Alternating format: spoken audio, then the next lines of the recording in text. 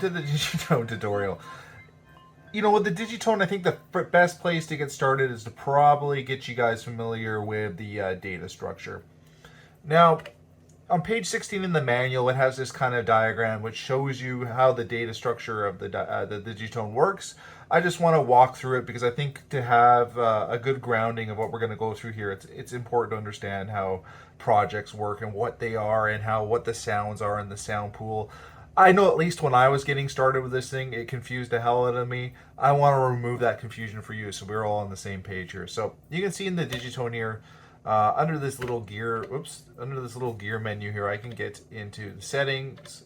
Here's the basic settings menu. Here's the project folder. I can go load projects, and over the years I've had this, I've dumped some projects in here. Well, let's go ahead and open up the presets, and I can hit yes. So if you look at the diagram, you can see there's the plus drive. The plus drive is kind of like the hard drive for this thing. And in my mind, the projects are kind of like files that you can load up and that are their own unique kind of projects, hence the name project. And really what these projects contain is simply patterns. So you can see I'm in the kind of default one, the presets. I can go, you saw here, if I hit the bank button, I can go for bank A, B, C, D, E, F, G, H, and each of these banks contains 16 unique patterns. And if I can hit pattern here to switch between these patterns, and these patterns, which you can see on the data diagram, which live on the projects, basically contained 4 different synth tracks, MIDI tracks, which I don't believe any of the presets use, but they can connect through MIDI out and drive an external synthesizer, or connect to your computer and run virtual synths or whatever you want. And they contain the sequencer data to trigger those tracks and modify them.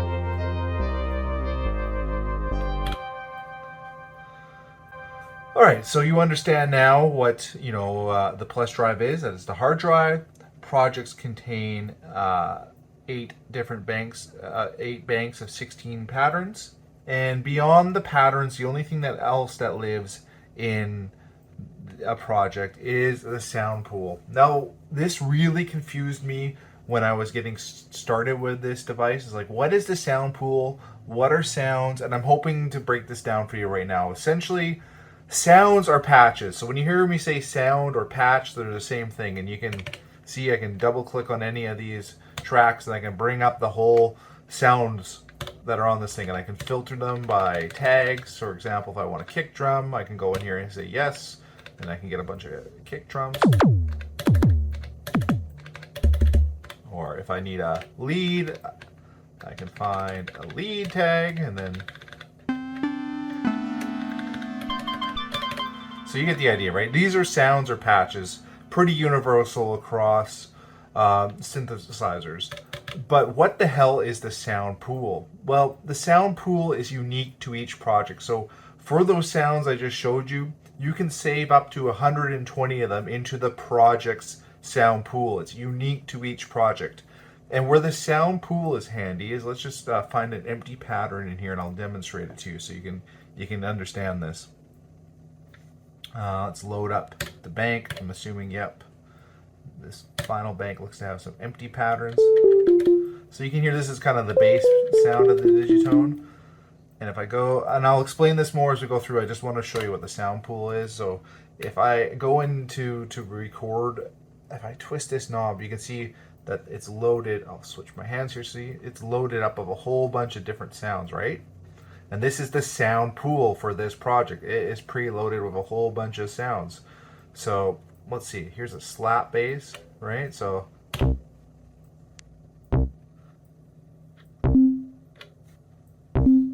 what it allows you to do on the sequencer, so you can put a whole bunch of different sounds in there, right? On one track.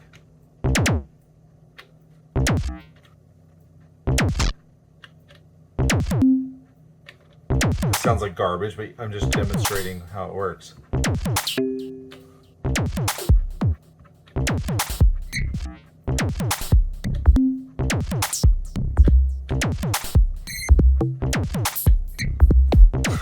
actually kind of sounds kind of fun.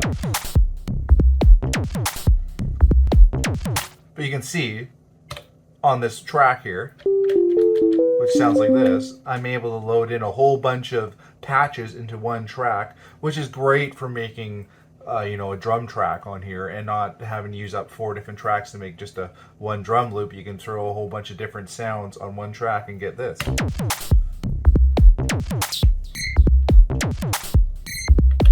Now you'll notice though, like if I go back to the project menu here and I go load project, and let's just create a new project and we'll work out of this for the rest of the tutorial.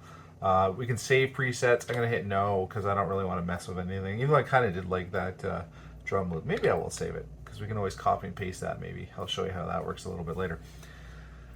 Alright, so we are in a new project. So if I exit out of here, if I go back to record a track, and don't worry, I'll get into how all this works much more later. But you can see I have nothing in my sound pool, right? So if I want to make that crazy kind of drum loop again, I can't do it. What I have to do is I got to go into the sound menu. So save this little gear thing, sounds. I can go into the sound browser. Oops, sorry. It's not the sound browser, it's the sound manager. My bad. And that's where I get annoyed with this thing sometimes, is even I play with it. These menus can get a little different, but you get the idea. I can go into here. I select a checkbox, and that's the nice thing. Like if I want to load a whole bunch of kicks, I can do that at once, right? So there's 4 different kicks. I can go this way, and I can go copy to, and then I can throw it in a bank if I want to. But in this case, and that's the sound bank of the actual sounds. But in this case, I just want to throw it into the sound pool. And so I've loaded those 4 kicks into my sound pool. I can go back here now. And if I twist this knob while holding this down,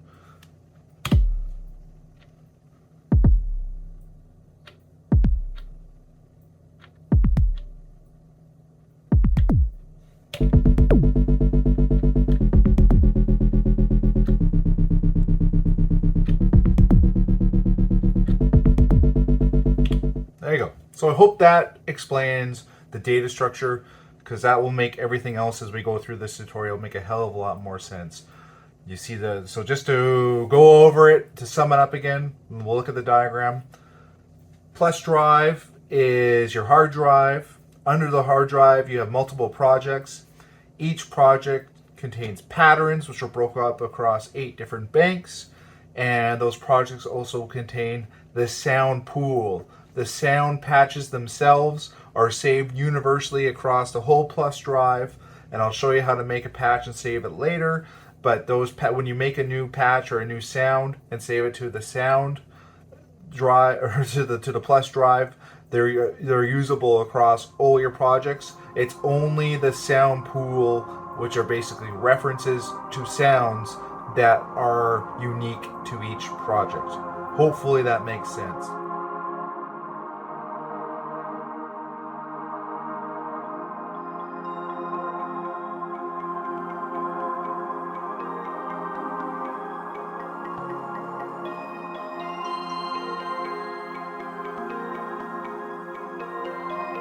Okay, the idea of this basic section is, this is probably going to be a longer video, and if you don't want to stick around for the whole hour or however long it's going to take, within 15 minutes here, I want to kind of give you enough information if you're just taking this out of the box or you got this brand new, how to get going. So let's go ahead and do that. So we're in our kind of tutorial project here.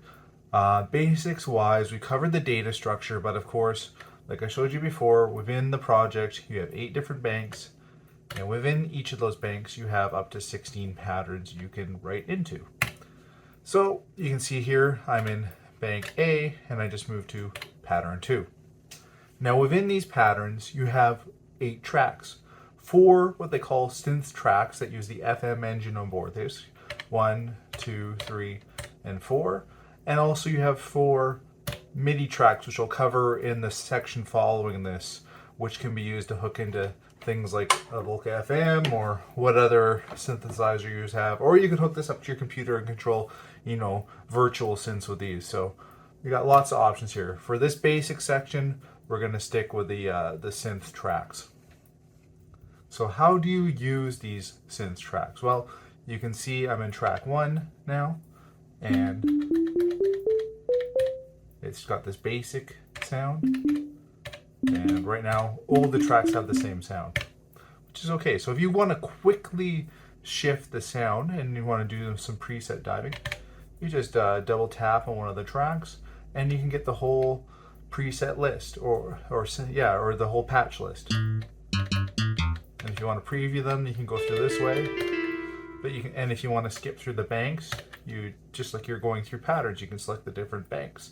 There's different banks of presets. So I think A and B, so banks A and B contain all the kind of presets on this machine, and then you can see I've added some of my own patches in here.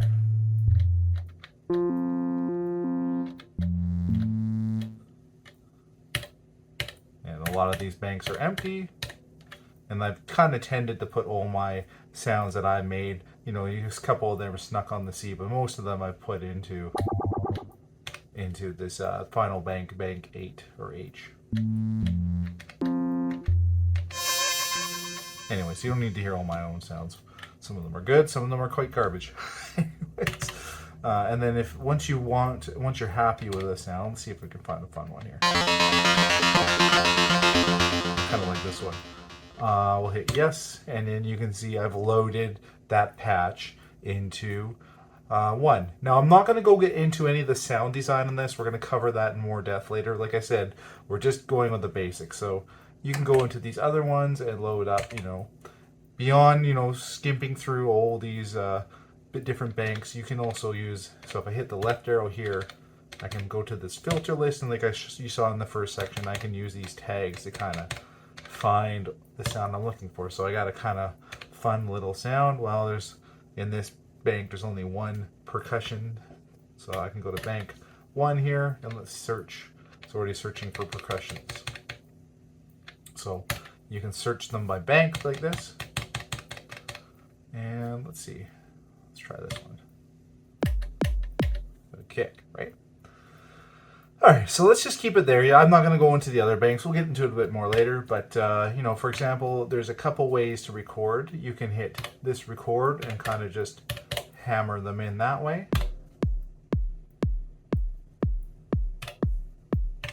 And then I can go to track 1 here. And then if you want to live record, you just hold down record, push play. You can either do it quantized or unquantized.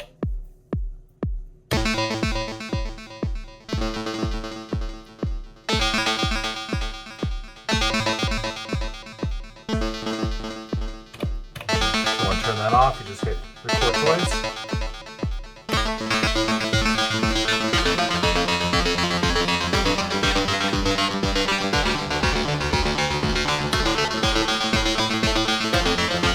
And you can play over it or let it do its own thing. Alright, so beyond that, what are some other quick things you should know before you kind of dive into here? Well, now you know how to record some stuff quickly. If you want, you can see that it was just a quick 16 note or 16 step sequence. If you want to record longer than that, this page button's your friend here. So you can hit function page, and you can add some extra pages. You can see these light up. I'm not sure, maybe my lighting here is too bright to see it on the camera, hopefully not. But you can add in a whole bunch of pages and hit yes, and that's going to increase the length of the sequencer. And it's going to copy what I've recorded into the first page across the other ones when I add them in. But you know, you can add some more things in. And if you want to go back, just hold down function page. Yeah, we'll cover that a bit more later, the whole scaling and stuff, but there is how you can add some quick pages to your sequences. Now, you know, we're kind of stuck at 120 beats per minute here, right? Now, the quickest, easiest way to change that is to hold function and tap this tempo button here.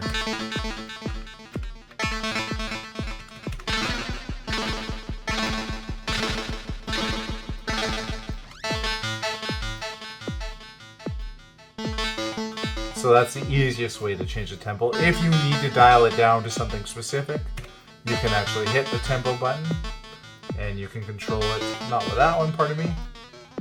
You can easily adjust the beats per minute there.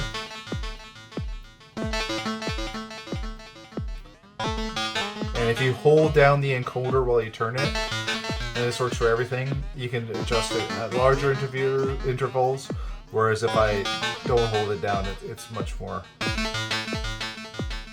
direct. And then I can add swing to it as well.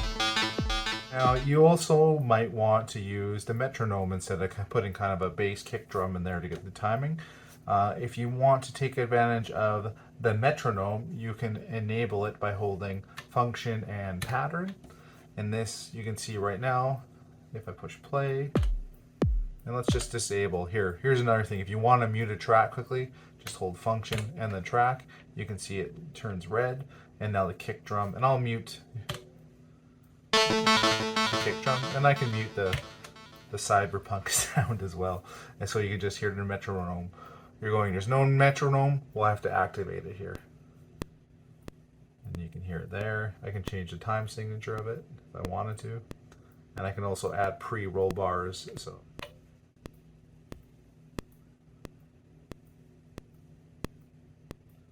and then you can see after those 2 bars, it starts actually recording.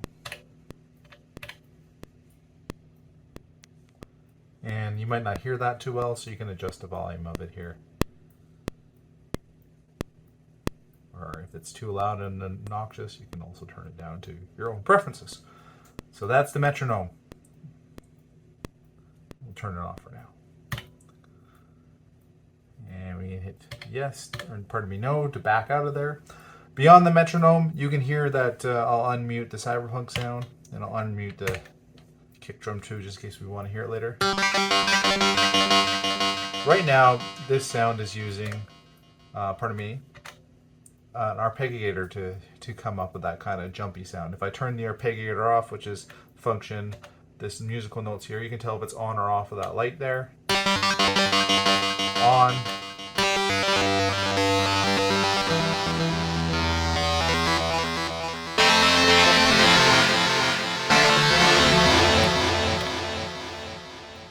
So you can hear the difference. And of course, if you want to get into the ARP settings, which I'll cover more later, this menu here as your friend, we'll get into it a bit more later.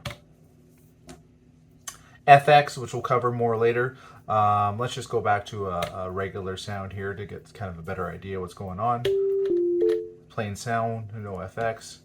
Under the amp menu here, if you hit it twice, you can see the Digitone has a chorus, a delay, and a reverb effect. Right now they're all off, so we can add in some delay.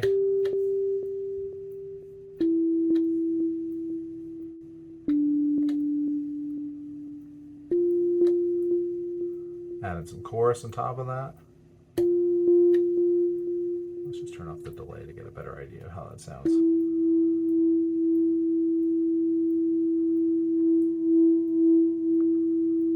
And you can add a reverb too. Let's see our kick drum here. There you go. Better idea of what the reverb sounds like. So they're fun. There's where your effects are.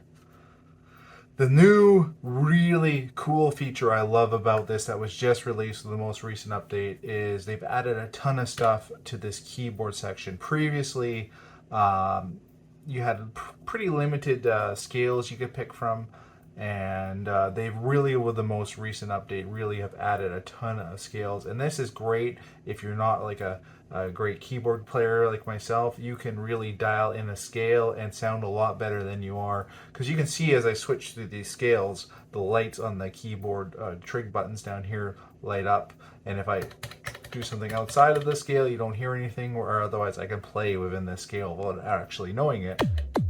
Well, let me switch off with the kick drum because you get a better idea with just a basic sound here. We'll go back to that scale. Now, one thing that was annoying before this most recent update, you can see that some of these scales, you don't really get a lot of keys on them at once. the keyboard's rather limited. For example, if I go to the blues scale here, if I can find it, I go past it, I think I did. And you get a little preview of all the scales, and they have added a ton of scales, which is great. You go, which is fun, but they've added this keyboard fold, which now allows you to kind of take advantage of all of the actual trig buttons to get a much larger range of notes to play that isn't just limited to the basic keyboard.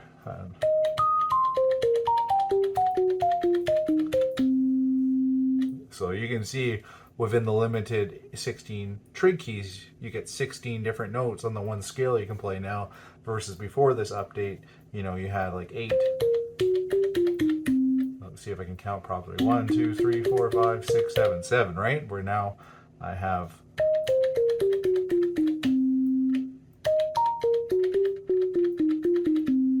so you got a lot more notes on the keyboard to play at once to help you make more melodies. So beyond the actual scales, you can also set this to play chords for you too.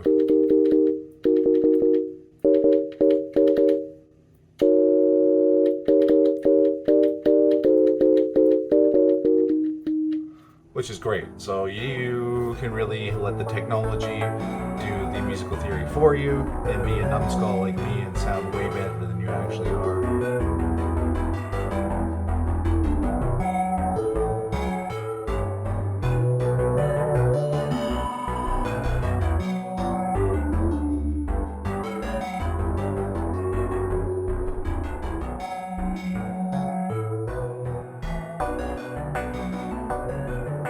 Okay, you may have noticed things have got a bit more crowded around here. That's because I want to show you how the MIDI tracks work, and to do that I have hooked up a Korg Volca FM just to keep with the FM theme here. This is not the fancy new FM2, but the FM one with Page's custom firmware on it, which allows me to set up a couple of extra MIDI settings, which will be fun. Okay, so to do that, the first thing I have to do is turn on the Volca FM, and it's on. And we ain't hearing anything. So the first thing we're going to have to set up with this setup is how do we get the sound through? And in this case, not such a big deal if you're not hooking sound into the Digitone. If you're hooking into an interface separately, you can skip this step. But if you're hoping to drop the audio into here, you're going to have to go once into this master menu. So to get in here, I will hit Function Master. And then within here, I got to hit it again. And here's the left one in, and I'm just going to hold Function and give this a twist where we're going to have sound coming in through the left input now from the Volca FM. I can also add left chorus, delay, and reverb effects here. I'm going to leave those off for now, but you can add effects into your audio in, which is really cool to give your external gear additional effects. But we're also going to enable the right input, and I can hear a hiss, so I'm going to turn down the volume on here before we try it. Cool. So I can at least, the audio setup is good to go now, but I want to control it with the Digitone. So how do we do that? Well, we got to go, let's exit out here, and we'll go to our kind of main menu here in the MIDI. So what I've done, if you didn't see that, is you can see here I'm in the synth sound menus of the Digitone. We want to get out of there, and we want to get into the MIDI tracks. And so right now we are in MIDI track 1, and we have 4 different MIDI tracks that we can take advantage of on this thing. Awesome, MIDI track 1, cool, let's play. Nothing. Well, we gotta configure it first. So one, I can't remember what channel this Volca FM is configured to. Let's find out. So if I hit Function and poke that down, you notice I didn't twist it, I have to push it in. I've enabled that to come through now, and so, oh, lucky. It looks like it's configured to channel 1. So if your device is not listening on channel 1, you would have to pick which MIDI channel for it to work with. We got lucky.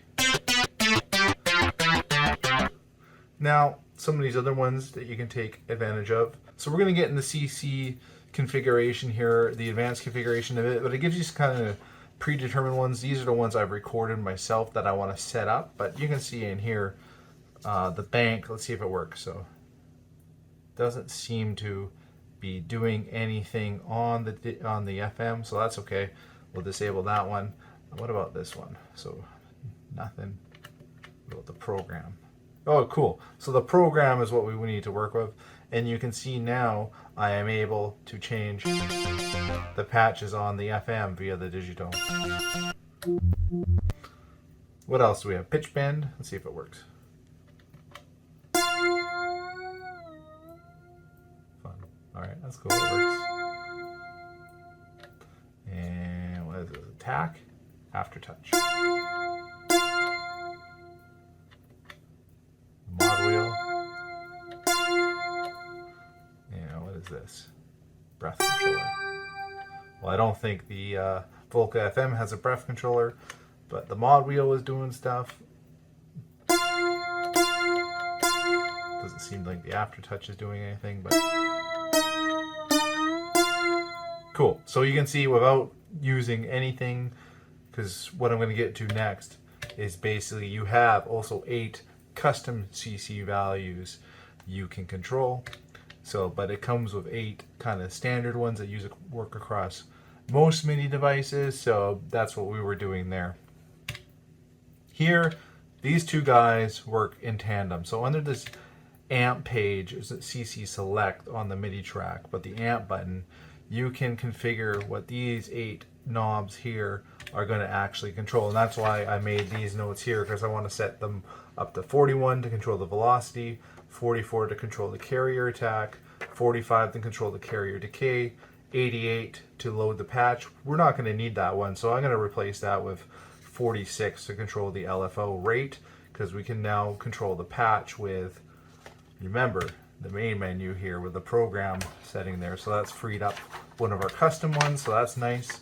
And also the mod wheel we don't need because we have it under there as well. So we'll use it for 46 and 47 for the LFO rate and the LFO det, but also we're going to set up 42 for the modulator attack, 43 for the modulator decay, and 48 for the algorithm. So all right, so we're gonna set all these ones up to match those numbers. So I got this one set to 41.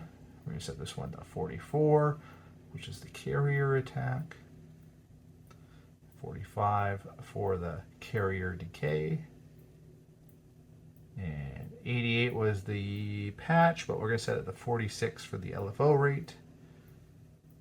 And this one we're gonna set to 47 for the LFO depth, pardon me, 42 for the modulator attack, and 43 for the modulator decay, and then 48 for the algorithm. So we've keyed in what these knobs are going to control. We have to enable them all now on here, and that will give us some control. So I'm going to go ahead and lay down a trig here, and I'm going to cover this more in depth. But basically, this trig is going to just play one note. Okay, let me go back to the Digitone synth tracks, and we're just going to mute the cyberpunk sound. We'll keep the kick drum because it kind of keeps the sound going, and we'll go back to our MIDI tracks here, and you can see on MIDI track 1 I have a trig, which is basically going to trigger on the first step of each pattern. It should.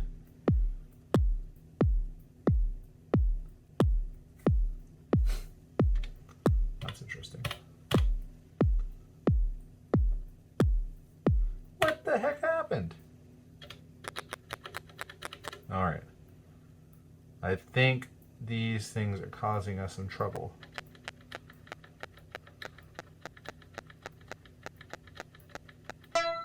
Yeah, so I think what happened is when I hit play and it triggered and it went through it, it configured all these various settings to 0, which killed the sound. So let's see what happens now. And now I've dialed in some numbers, right? It's not quite the same, right? So if I turn these all down to 0 again. Yeah, that's what happened. But you can see it works, right? And if I want, let's see, which of these has a significant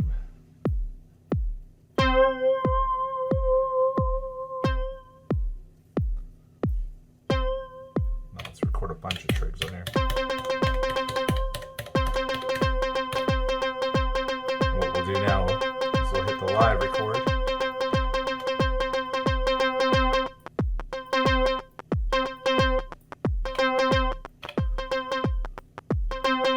So you can do kind of a motion record.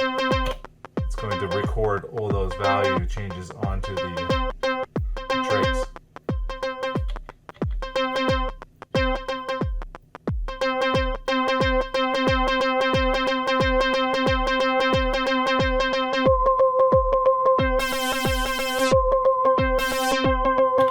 Sounds like garbage.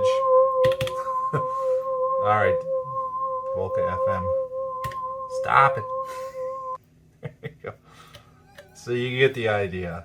Not the most audio pleasing demonstration of how it works, but you can see with the MIDI tracks, you can basically configure CC settings to control a whole bunch of stuff on the whatever device you're using from the Digitone. Use this as the main setup, and you can record those changes and hopefully make a better sound than what I just showed you there, because that sounded like a rat's ass. All right. The only other thing I wanted to show you is, remember the keyboard setting. I get that under here too. So let's see if we can find a nice sound here. What we got? I'm not loving that. I've subjected you to enough awful sounds. Let's see if I can find something a bit nice for the ears.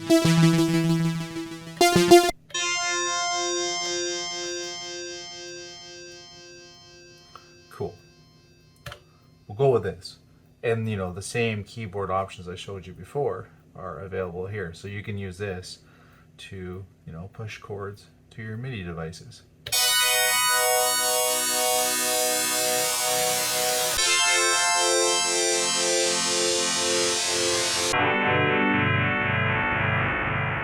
And with on the FM1, the FM2 has 6 voices, but on this,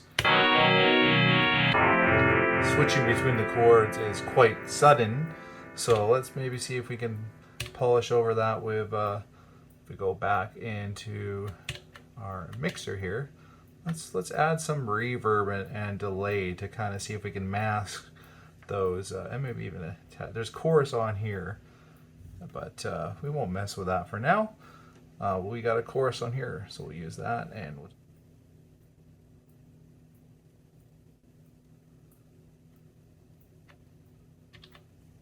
perfect. There we go. So you can see we have the same effects applied to the left and right, and let's see how that sounds now.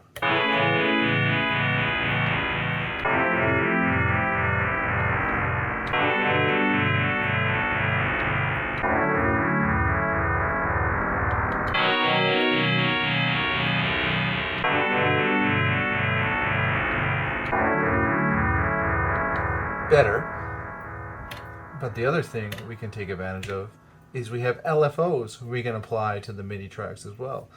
Do we have 2 of them? I think with the regular synth tracks we get 2, but with the MIDI tracks we only get 1 each. But that's okay. It's okay. It's better than nothing. So we can assign what we want to assign it to. We can assign it to one of our CC values here. I think I'm going to try just, you know, let's try the mod wheel. Now let's add a little bit of depth to it and see how that sounds. Not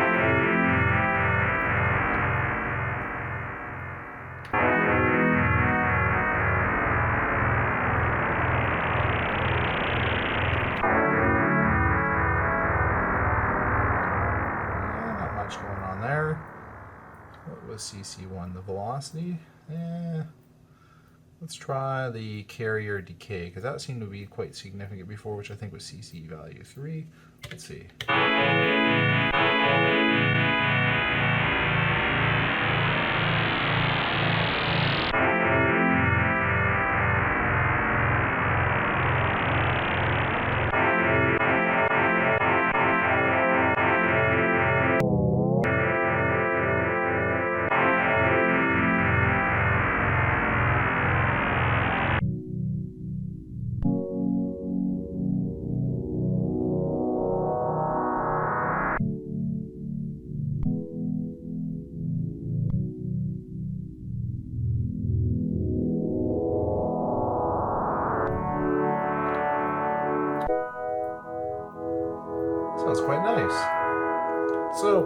You know what? I'm getting a little too involved here, having a bit too much fun.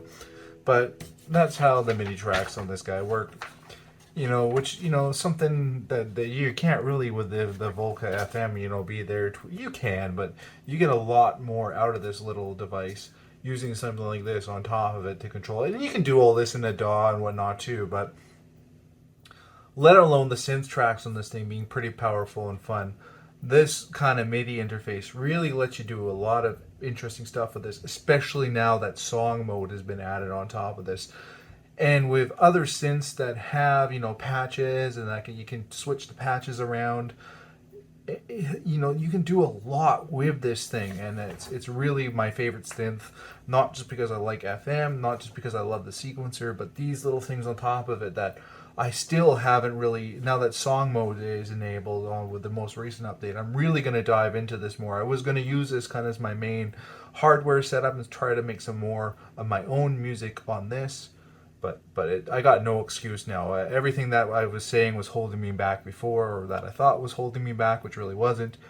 There's no excuse for this most recent update. This thing kicks some serious butt, and it's ready to go.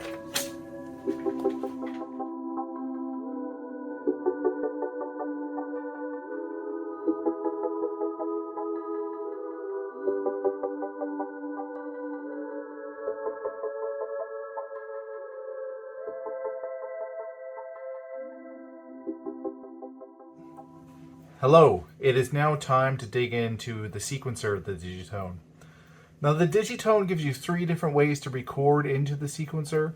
You have grid recording, live recording, and step recording. Alright, let's cover grid recording. So you can see right now I'm in pattern 3, track 1, and I'm ready to grid record into this track. So if I try to lay down trigs right now, well, it's the keyboard. I have to push the record button to enable grid recording. And now if I push the trig keys and I push play,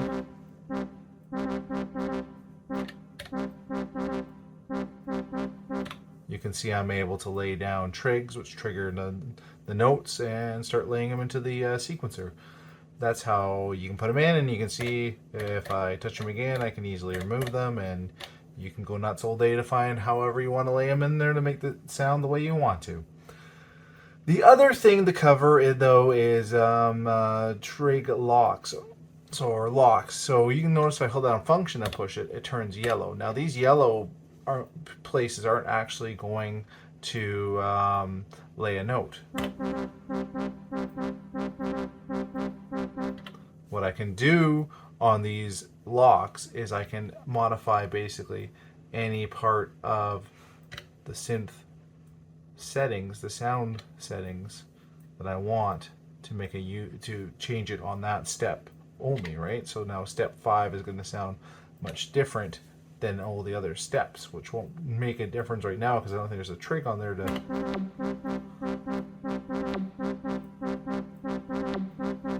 Now that's handy because you can use it as part of your sequence, but even if you don't have anything on here, if you're just playing live,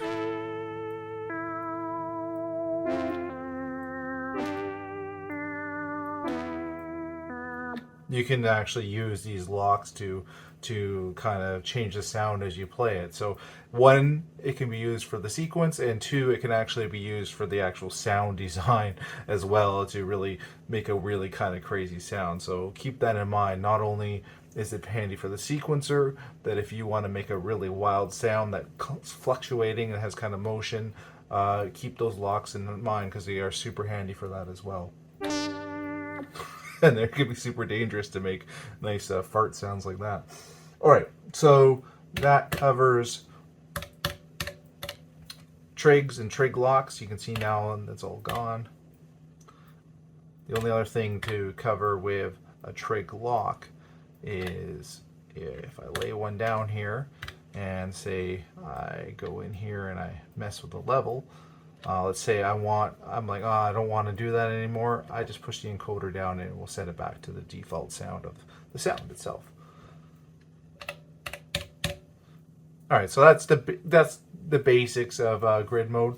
The other thing I want to show you is that, like, say you have, a simple pattern like this in here. if you want to actually do adjustments to the trig itself, not the lock. Same thing, you hold it down, and then you can adjust a root note here, and maybe adjust the length so it goes a bit longer, and the velocity and such. And so you can go in there and edit those things. And maybe that length is too long.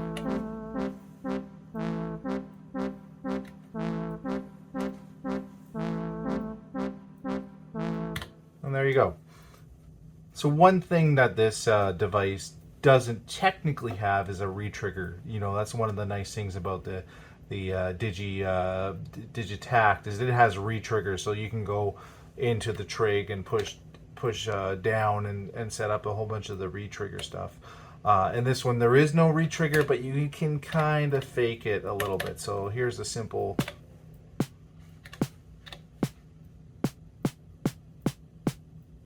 Let's say we'll kind of retrigger around 13, right? So I can do this, right? And but let's say you want to like a little bit faster than that. You can take advantage of this micro timing. You hold it down, and if you make it really super close, you're gonna have to play around a bit to taste. This is gonna probably sound like one big hit of the drum.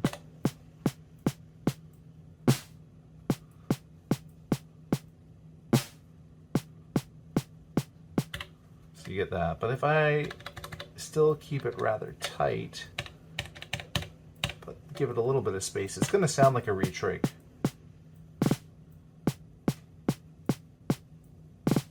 So that's one way with grid recording mode and micro timing that you can mimic a retrig. And also you can use that for your own sequences elsewhere. Maybe not for a retrig, but a whole bunch of other different purposes. So it's handy to know.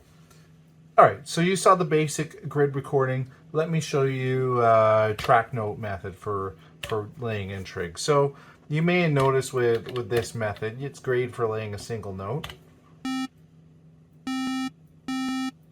But what if you want to add, you can, and of course you can go in here and mess around with a root to kind of dial it in. But what if you just want to add in, a track note? So if you hold down the trig and push this little musical note here, you can add in a whole bunch of other notes on top of it, right? And you can also put the chords on and everything here too, like I showed you with the keyboard. But it's handy instead of having to mess around with the root. And if you want to layer other notes on top of it, you go into the track note there, and it sounds awful there. But I'll go back in there and let's take them off and maybe add something a little bit more simpler.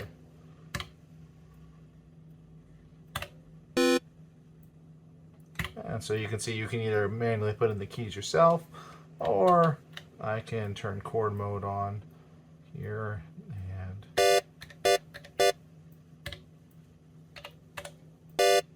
add a chord in there like that if you're not trying to figure it out yourself. So once again, go into grid recording mode, hold down the trig, push the music note here, and you have track note mode to add in notes on top of a trig.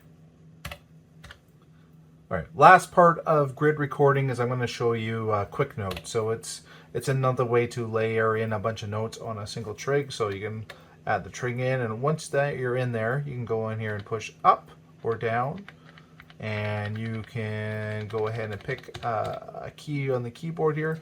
If you want to go up and down the octaves, you hold function up and down, and you can jump around significantly. And if you want to add additional notes besides that one, you just push yes, and you can add in note 2 and yes. So every time you're ready to add in a note, you can just push yes, and it'll add the note in.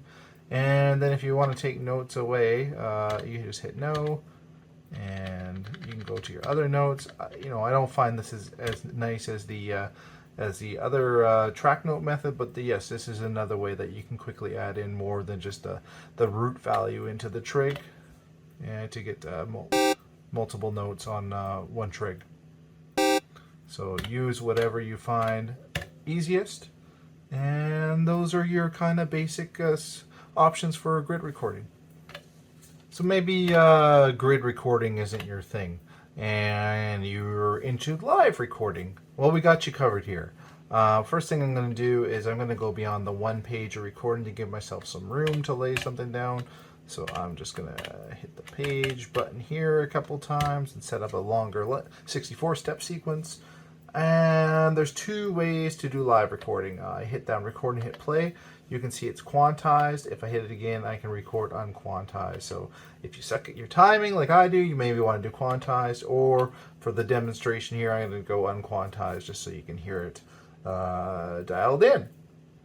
So you can see it's ready to go. It's willing to accept what I'm going to drop in. So let's just drop something in. And I'll wait till it comes around to the start. That's where the metronome would be handy.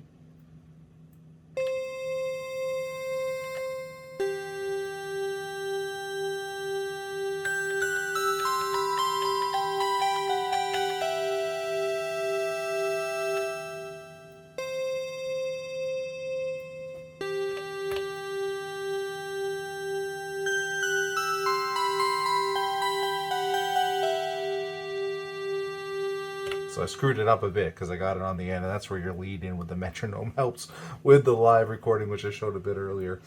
The only other thing to cover is if I hit in here, if while I am live recording, I go ahead and mess with any of the synth settings.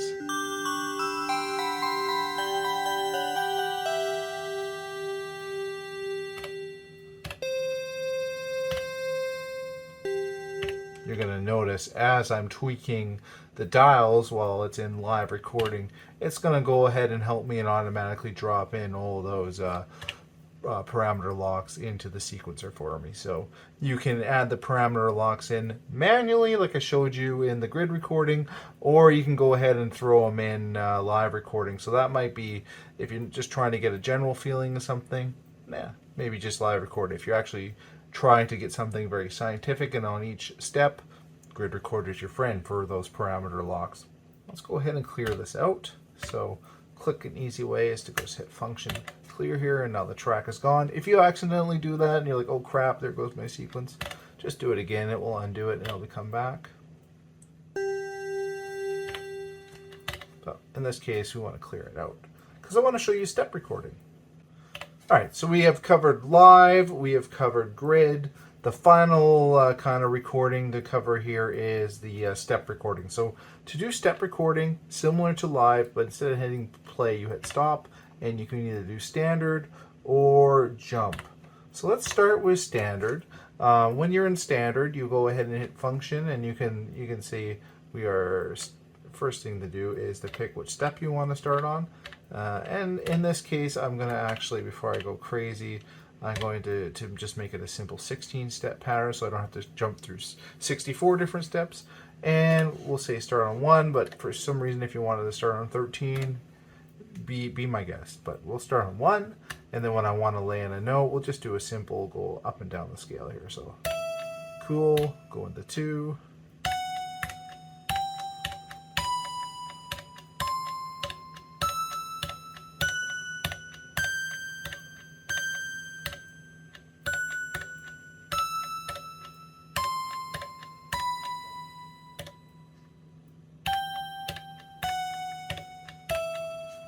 Cool. Let's see what it sounds like.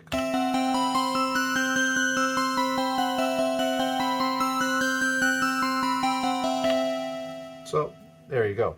Okay, so we covered the standard jump recording. Let me show you, or pardon me, we covered the standard step recording. Let me show you jump. Jump's kind of cool.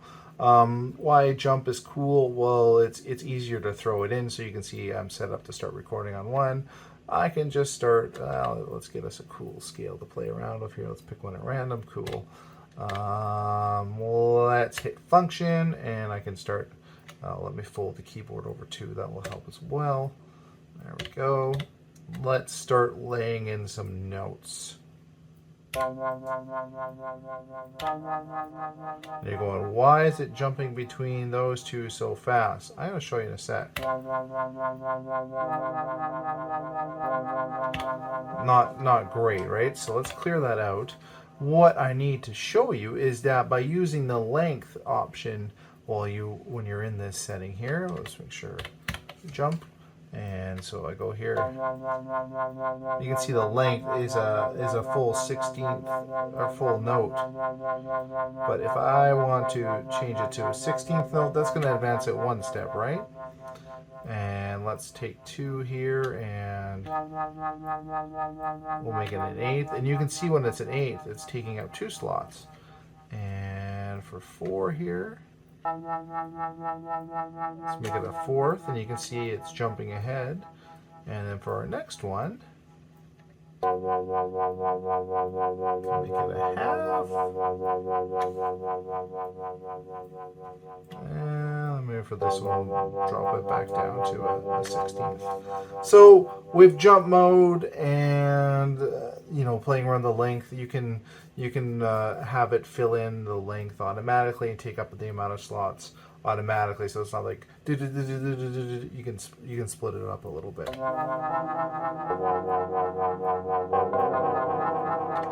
That does not sound good, but maybe nope. Alright, I want to show you how scale works. Now before I get into the scale menu, which you can access by pushing function page, let me just show you this simple pattern I've set up. Under track 1 here, I kind of got a kick drum, and on track 2 here, I kind of got a bass sound.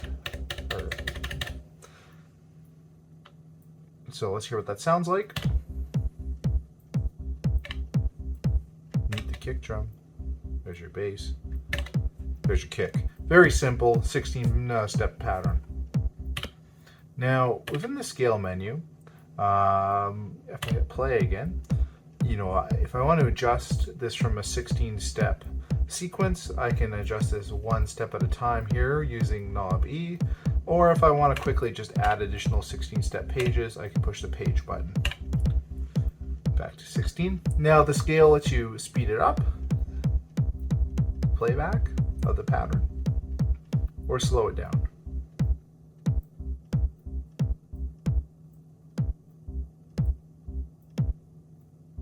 Like so. Cool, right? Now we can also adjust the scale per track. Right now we're controlling it for the whole pattern. If we want more control, we hit function yes, and we can expand the menu per track. So let's say we want to mix up the kick drum a little bit. For track 1 here, I can go ahead and add another page. Oops, not like that, sorry, if I hitting page itself, not function page. And I've added another page to the track 1. So let's go out of here and stop this and go hit record, step into page 2, and let's fill it full of kick drums just for fun, right? And let's hear how that sounds. Now, do you think this is going to work? Well, you're not getting the page 2, and why do you think that is? I'll show you.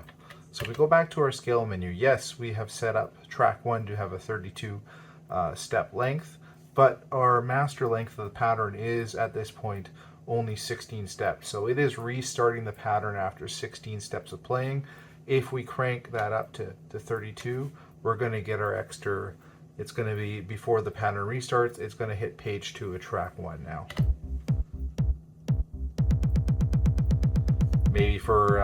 Maybe we shouldn't have done that because that sounds awful, but you get the idea. Now you can crank this up all the way to infinity, really. And depending on how you're setting up your sequence, you may have to do that. The only thing to be aware of if you do that is make sure the channel length is adjusted if you're planning to sequence these patterns together, because this will control, if you, pardon me, not the channel, change length. It will say how many steps it will take on the pattern before it changes to the next one. So if you have it never resets, and you don't put in a change length, if you try to queue up another pattern, it's never going to come through. It's going to keep running infinitely.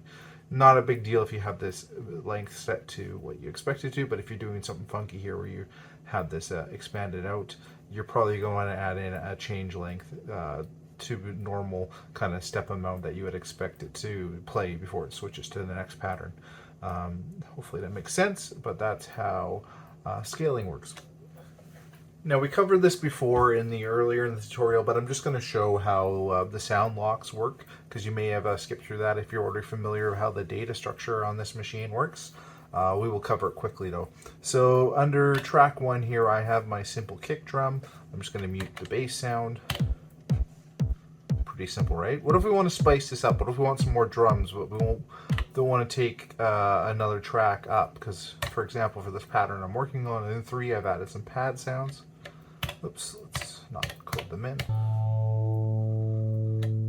And on 4 I have kind of a lead going on here. So I don't want to give up track 3 or 4 to add in additional drum sounds. I want to have all my drums on track 1. So I can do that if I go into here and I hold down the trigger I want it on and I move this knob here. So you can see I've already added a couple sound locks on here. I have a kick drum, bunch of kick drums. I already have a kick, so what if I want something else? I don't want to add another kick in. You know, I want a snare or something.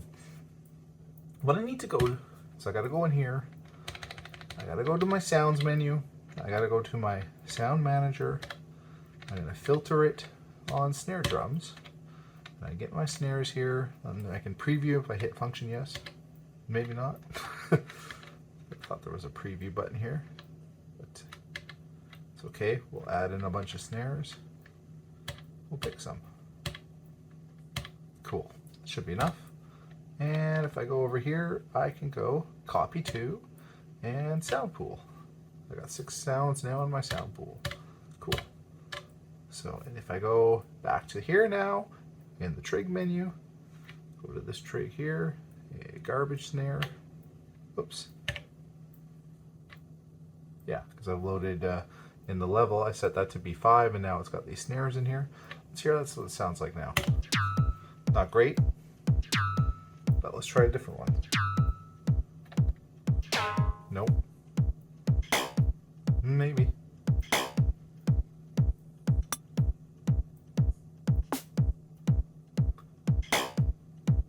My favorite.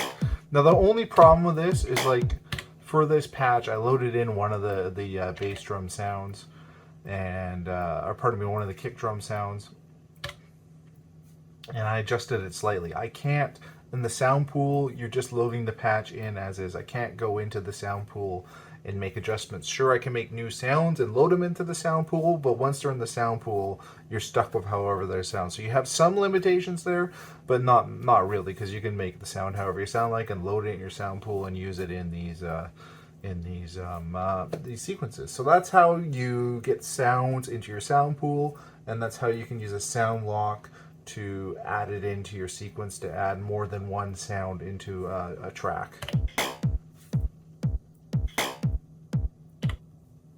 Okay, now we're going to get into trig conditions. So if I go into the trig menu here and I hit record, and I can see there is my sound lock. Well, it's a little annoying if it trigs every single sequence.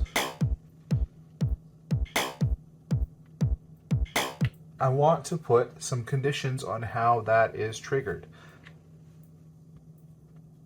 So the easiest one is if I hold it down, the trig down, I can go in here and I can quickly set a probability, right? I can go all the way from 1% to 100%. So, you know, if I only want that to trigger 50% of the time randomly, I can go ahead and do that, and it's only going to go off half the time.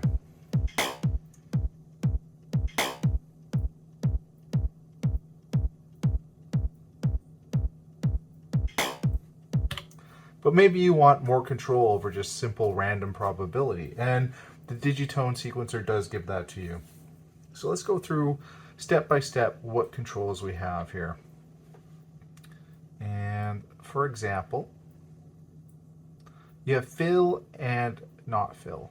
So fill mode is, if I push play, this is never going to trig until I hold down the page button and trigger fill mode.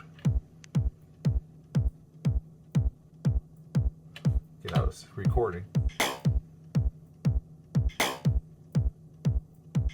So if I put it in fill mode, it will trigger. If it's not in fill mode, it's not going to trigger. I'll put it not filled just to show.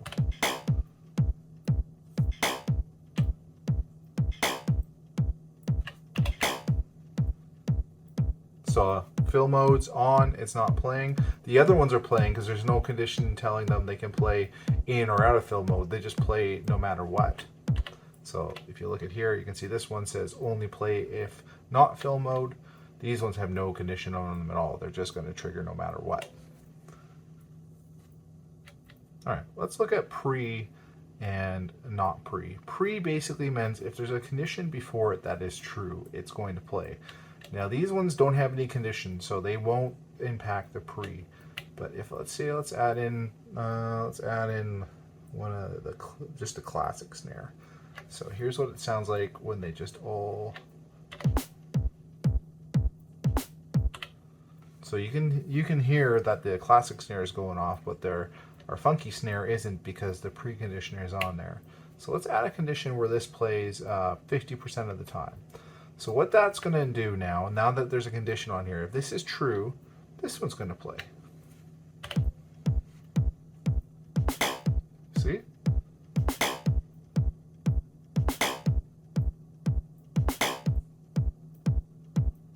It didn't hit it that time, didn't play. Now, what's not pre? The exact opposite. So if this doesn't trigger, this one will trigger.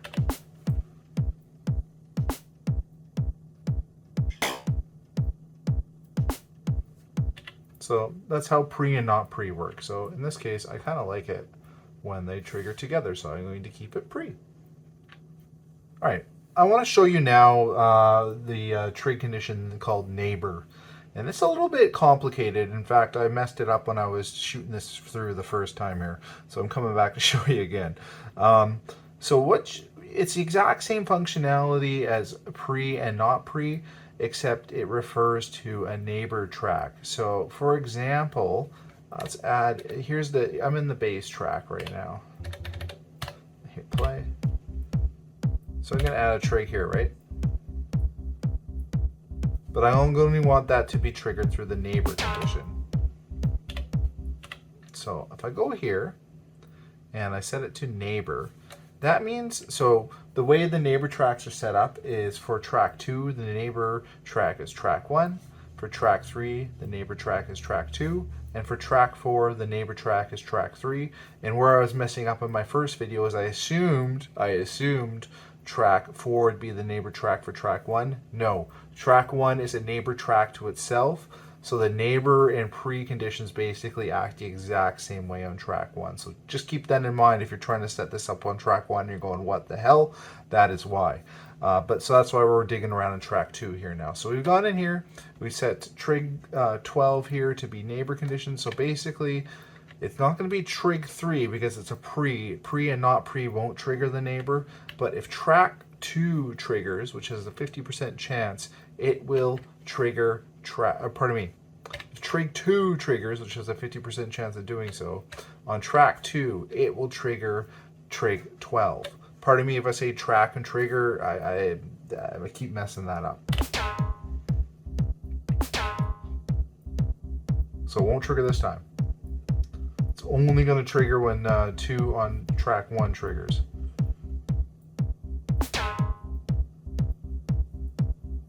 Get it? Now just to drill it home, if we go back in here and I set this to non-neighbor, if the drums trigger, the extra drums trigger on track 1, basically if trig 2 on track 1 triggers, trig 12 on track 2 won't. So pardon me, if trigger 2 on track 1 triggers, we won't hear 12. If it doesn't trigger, we'll hear 12 on track 2 here.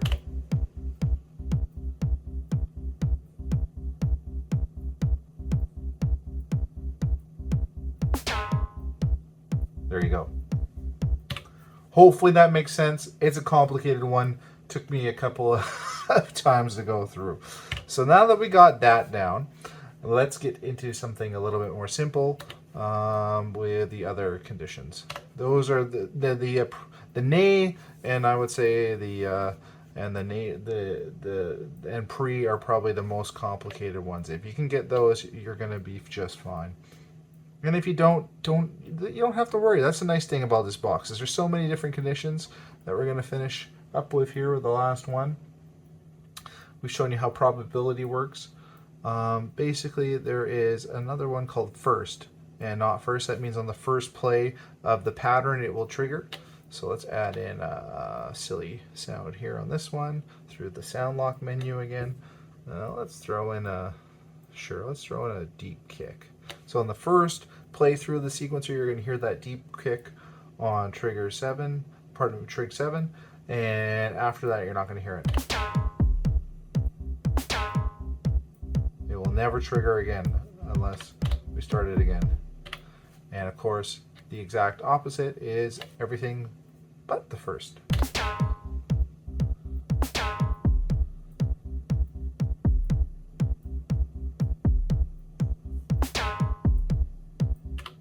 Get it? Cool. And then the final one is kind of the A, B. So what A is the first number, B is the second number. A is how many times the pattern plays before it's true, and then how many times before it resets. So in this case, on the first playthrough, you're going to hear it.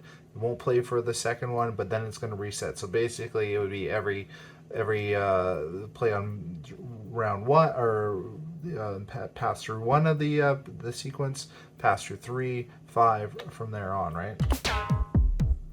Won't hear it on the second playthrough here, but you're going to hear it on the third. And basically you can use that for 2 for 2. So that's going to be instead of playing the first time, it'll play in the second time. So it's going to play 2, 4, 6. There's 2, 3, no, and here comes 4. You get the idea. And then there's a whole bunch of options for that, right? You can go play the first time, the second time of every 3, and it goes up from there all the way to 8 passes. So it gives you some, that way you can dial it in for sure when you know it's going to be playing without the probability. Because like, yeah, you can just set it to 50%, right? But it's just going to trigger randomly 50% of the time. But if you only want it to trigger, every 2 passes through, well, this is your friend. You get a bit more control over that probability. Sure. Well, it's not even probability at this point. You're dialing it in how it's going to trigger versus just say, hey, play half the time, or no, actually play the first pass through, then don't play again kind of thing. It gives you a bit more control over how many times you're going to hear it versus the raw probability. Those are all the conditions, so hopefully that makes sense, and that is the sequencer.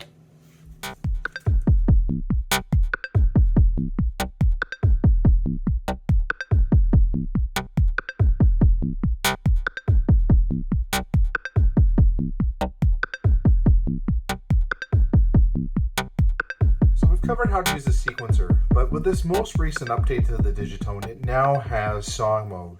So there's a couple of ways of chaining together these sequences, either through the pattern chain or manual or song mode, to kind of put your sequences together to make a song or some sort of performance. So that's what I'm going to show you now is the options there. So before this update, you only had manual changing between sequences and also chain mode. So I'm going to show you those first, and then we're going to dig into song mode. So the easiest, most caveman mode is just simply manual switching between sequences. For example, here I got B1, I can hit play.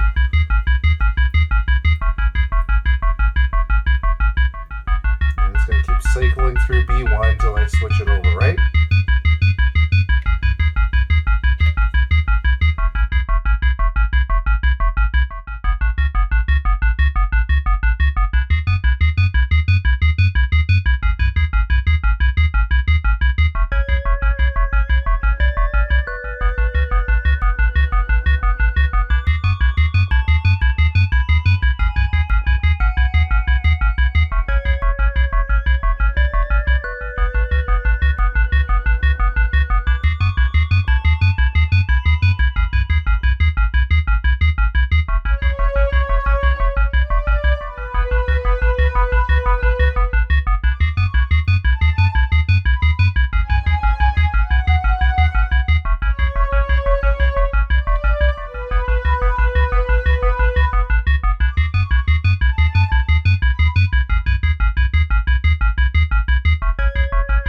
So you get the idea. That's how you can manually kind of put a song together through your sequences. There's also pattern chaining. So for example, if I kind of wanted to do the same thing but through a chain, I can go like this. I can go pattern 1, keep pulling that 1, and B1 to B2. Let's play 2, you know, 3 times, and 3 once or twice, and then so you can see how you can build up a chain. The chain's ready to go. Push play. Instead of having to manually drive it that way, you can do it through a chain.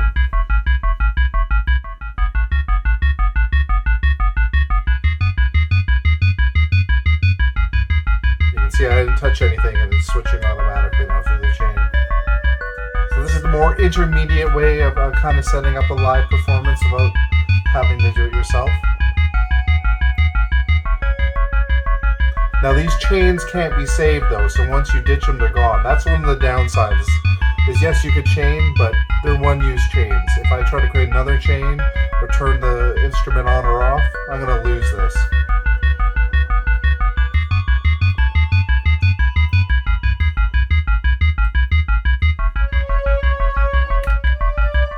And now I can ditch the chain and jump into a manual thing, so...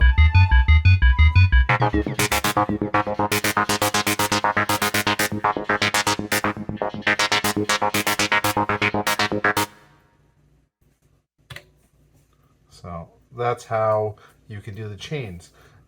All right, so we've covered manually jumping between patterns. We've covered chaining patterns together.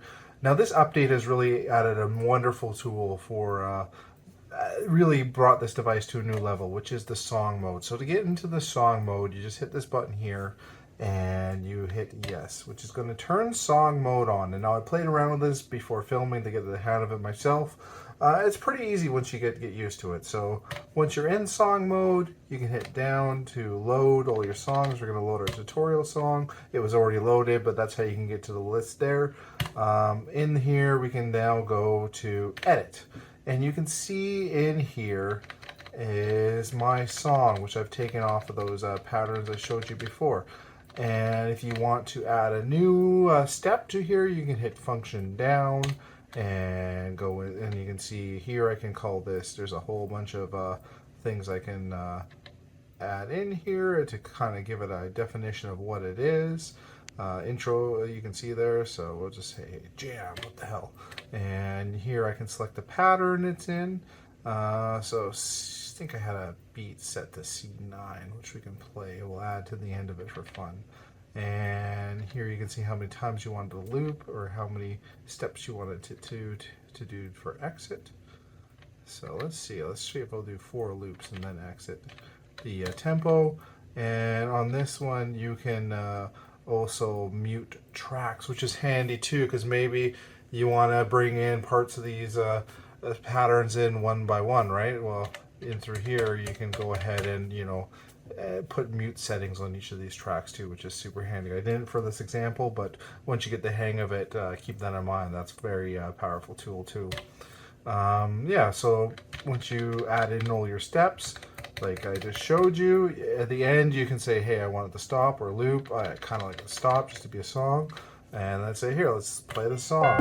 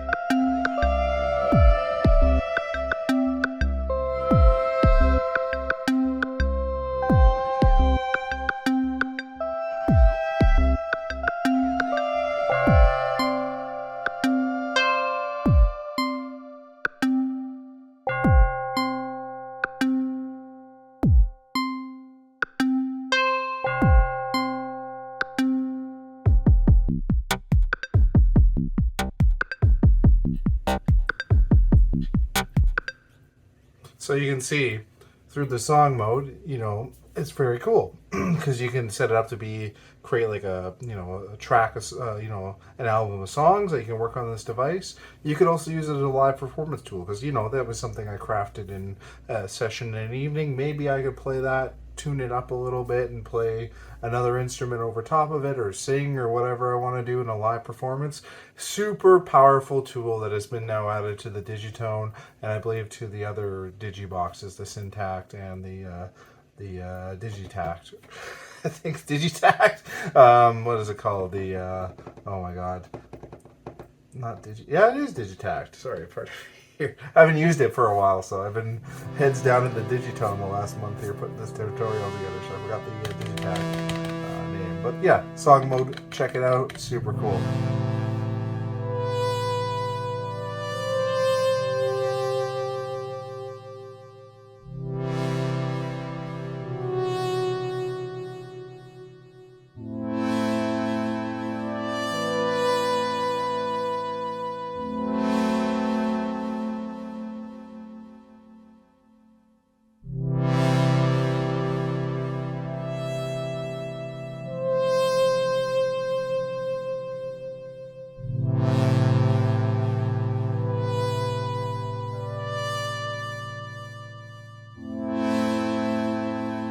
Alright, let's take a quick trip through the FM engine on this thing for one, to understand how it works and also how you can do sound design. The one new thing that's been added through this patch is Portamento. So that wasn't, I don't think, on there before. And through the trig menu here, you can turn it on and off here. And with it on, add a bit more time.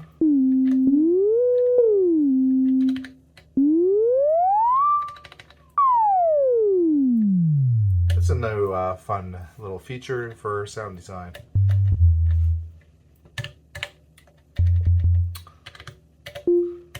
Now here's your kind of main. If you've played with an FM synthesizer before, you'll recognize some of the things on this menu. You can have your 8 different algorithms available on this device. You can control operator C, operator A, and operator B. You can control the harmonics of some of the operators here. You can see when it's in positive, it's adjusting the harmonics of A and B. And when it gets to negative, it starts messing around with operator C. So you have a bit of detuning that can be applied to A and B, which is not having an effect right now. And even if I change A, it's not going to have an effect. And I can also pick the mix. So you see X and Y out here. You can adjust the output of where the sound is coming from. All Y, all the X output, or a mix of both.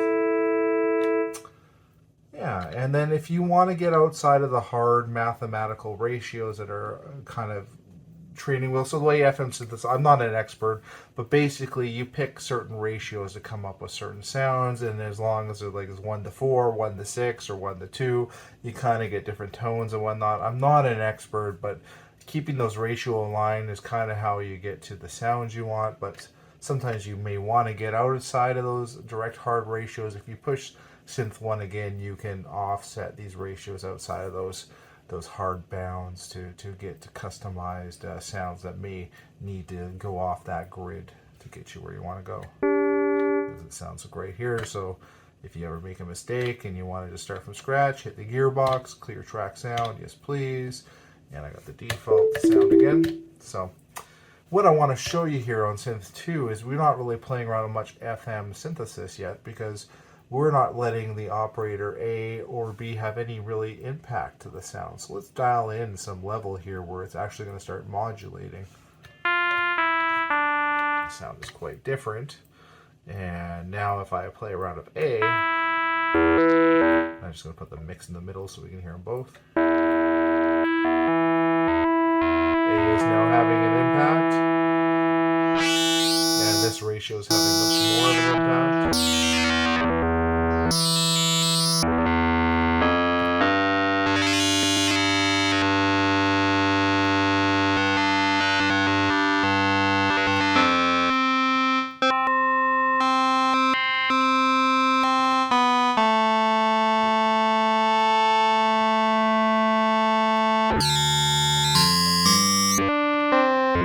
This is what I kind of do. I kind of surf around, play around on these operators, play around with the levels without messing around with the envelope, just yet to kind of find the sound I'm looking for, right? And it's not an exact science for me, but it's something I enjoy just goofing around with to try to get where I'm going.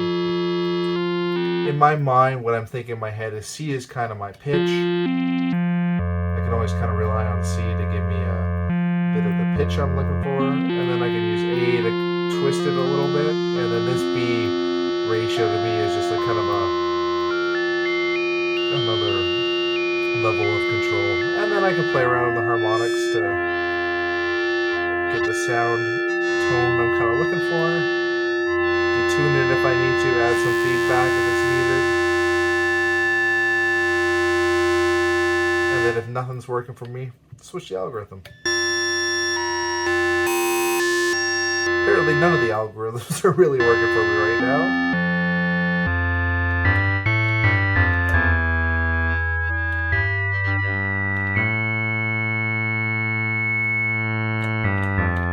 Alright, we'll go with that.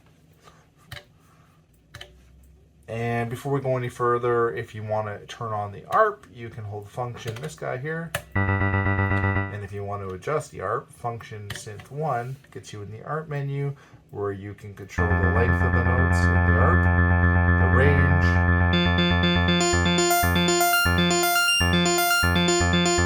the speed, the type, and what's cool is you can go in here and kind of mess around with this, dial in a bit of a melody into the ARP.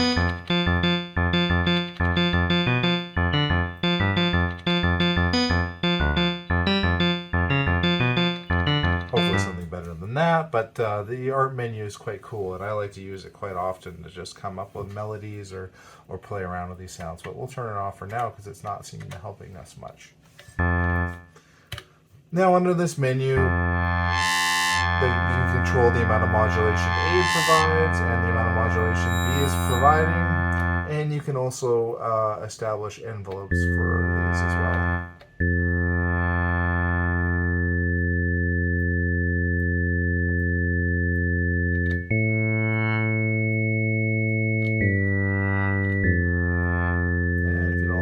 You can resend them back.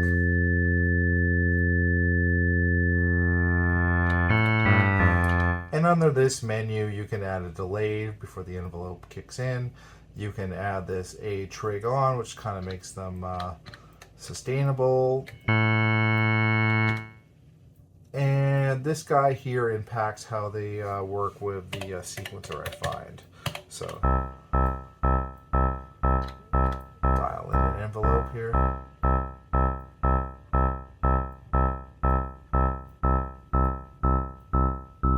See how it's changing? That the sequencer isn't actually triggering the phase change, the phase restart. If I turn them on now, they're all the same though, because every time it triggers, it enables the phase. And then for the phase resets, you can have them completely off. You can have it for all operators. You can have it for just C or A and B. So this is what this guy does here. But sorry, I should say this is the envelope reset that this controls what you're hearing now. This is just the phase reset, this guy here. Default on, that's where I like to leave it, and I'll turn that off before you go nuts. The filter, you have two filters. You have a bass width filter, which takes place before this multi-mode filter, so you can play with this to dial in your sound a little bit more. I don't like that ringing. Let's bring it down. A little less of that ring. And then, of course, I can add a high-pass filter to it as well. Or a low pass filter. Oh, there we go. Kind of get bassy. Just the resonance, not the renaissance. And I can also add a filter envelope too. just how much it takes depth that it has.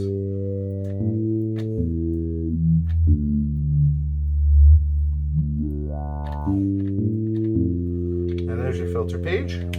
And underneath, you also have an amp envelope as well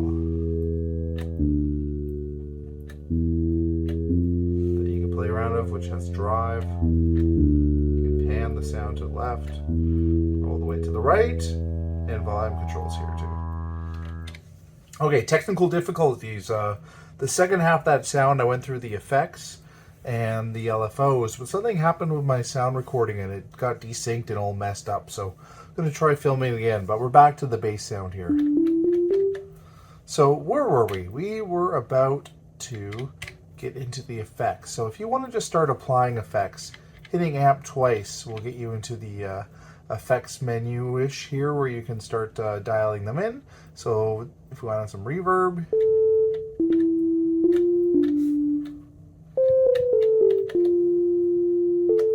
versus no reverb, versus full reverb. We can add some delay. I'll take off the reverb so you can hear the delay.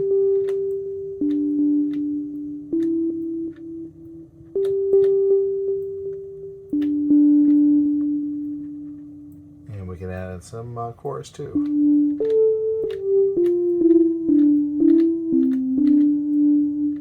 And we can add them all in to see you get a really washed out sound.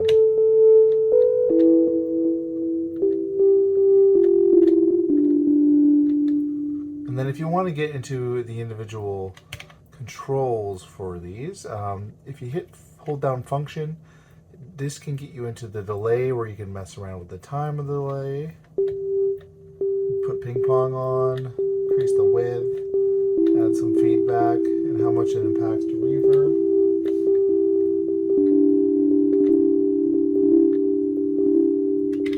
And you go in the reverb and mess around a bit.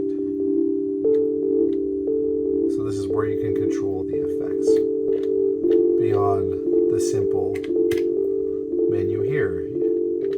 Not that this sounds good, but that's a good example. So this is the chorus settings.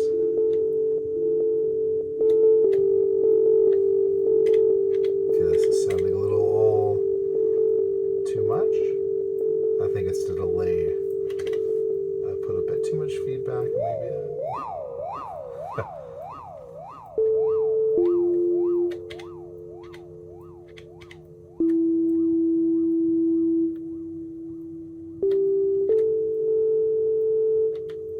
So there's the effects. Now the LFO is kind of fun, right? Because you have two LFOs to work with on here, and you can control the speed of the LFO wave, what the wave is like, where the starting point is, the mode, like basically does it continuously run, is it triggered, so there's a whole bunch of different settings here that you can play with on the LFO, and then a fade in and out of the LFO. But I do really like the LFO on these machines. They are quite fun, and they can make quite a difference. For example, you can set it to the algorithm, get some really glitchy stuff going on.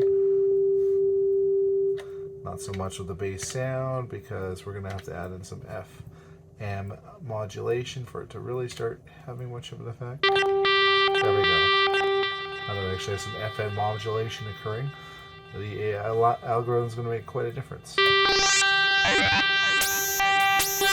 And this is the nice thing too, is you can dial in a bit of an effect or a bit of a depth, and you can start scanning through this menu to kind of see what it will do to your sound too.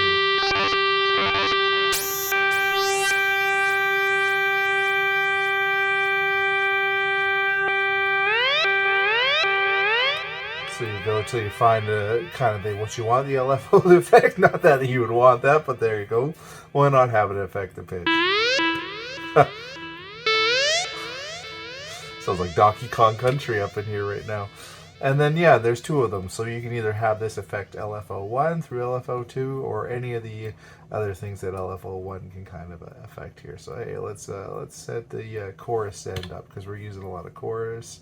Or pardon, we're using a lot of effects here. And then let's do something crazy, like a random wave that's going to trigger at a random spot each time you push a key. So we're going to want it to be on triggered.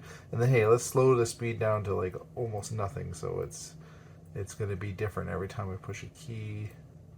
If I want to dial it into actually nothing, I can hold down function while I twist the knob to do. And then, yeah, for the depth, oh, that's too much. Well, yeah, let's see what happens now.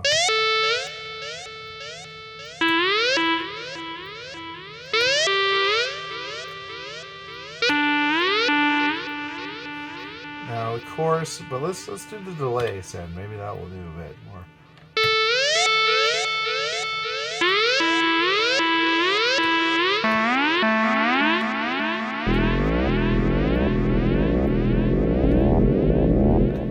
Get all rumbly. You get the idea. It's a lot of fun. Don't sleep on the effects in LFO. Sorry I couldn't continue it with the first sound, but hopefully I'm just trying to show you how it works, and I hope that gets the job done.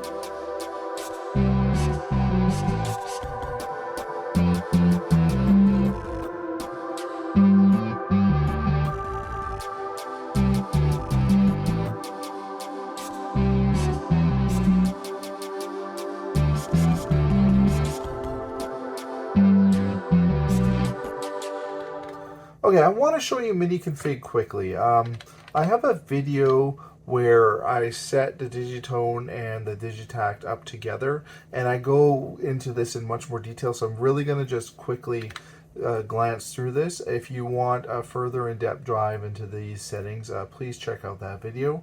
But I'll go in here quick. So in this case, I'm just going to disable everything, and basically you can have it, the Digitone, either receive the clock data in from somewhere else or send it out, or both.